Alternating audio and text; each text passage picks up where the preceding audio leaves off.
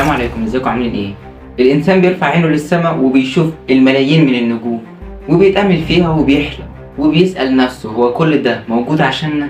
هل بس احنا الكائنات العاقلة في الكون ده كله، ولا في عقول تانية وحضارات تانية بتبص علينا من بعيد او حتى زارتنا قبل كده واحنا مش واخدين بالنا؟ موضوع كائنات الفضاء ده موضوع غريب ومحدش عارف هما موجودين فعلا ولا مش موجودين. فخليني يا صديقي اخدك لرحلة طويلة مليانة تاريخ واسرار وغموض، ونسال نفسنا هما الكائنات الفضاء دول حقيقيين ولا مجرد اساطير؟ في 1977 كان في عالم سجل اشاره غريبه جدا جايه من الفضاء، والاشاره دي استمرت تقريبا 72 ثانيه، وكان صوتها مميز جدا لدرجه ان هم كتبوا جنبها كلمه واو، ومن هنا بقى اسمها واو سيجنال.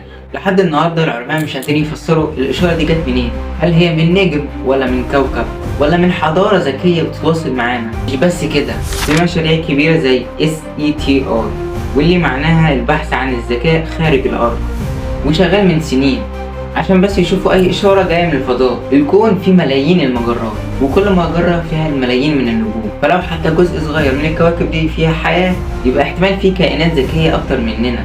الحضارات القديمة مليانة رموز ورسومات غامضة. في الحضارة المصرية القديمة اكتشفنا نقوش في معابد زي معبد أبيدوس بتبين أشكال غريبة زي الطيارات. في ناس بتقول إن دي مش أسطورة، يمكن تكون ذكريات للكائنات الفضائية في الماضي.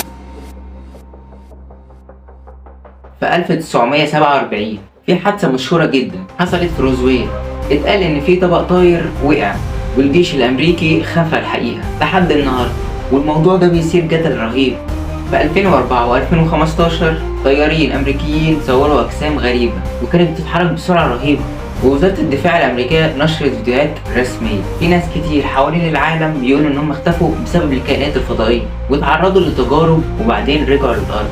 العلم بيقول مفيش أي دليل إن الكائنات الفضائية دي موجودة أو حتى زارتنا، بس الكون كبير جدا، فيها حوالي 100 مليار نجم، ولو في 10% من النجوم دي ينفع نعيش عليها يبقى عندنا ملايين الاحتمالات. في ناس بتقول ان الكائنات الفضائية ساعدونا في بناء الاهرامات، وفي نظرية بتقول ان الكائنات الفضائية دول بيراقبونا، وفي نظرية تانية غريبة جدا بتقول ان احنا اصلا مخلوقات فضائية وجينا على الارض. السينما والخيال لعبوا دور كبير جدا. الافلام بتخلي الانسان يتخيل شكله لو قابل حضارة غريبة، لان السؤال هنا هو احنا لوحدنا؟ الكائنات الفضائية ما بين العلم والاساطير، ويمكن كمان ما شفناهمش بشكل مباشر، مجرد بس التفكير فيهم بيخلينا نحس قد ايه ان الكون واسع وقد ايه احنا صغيرين قدامه.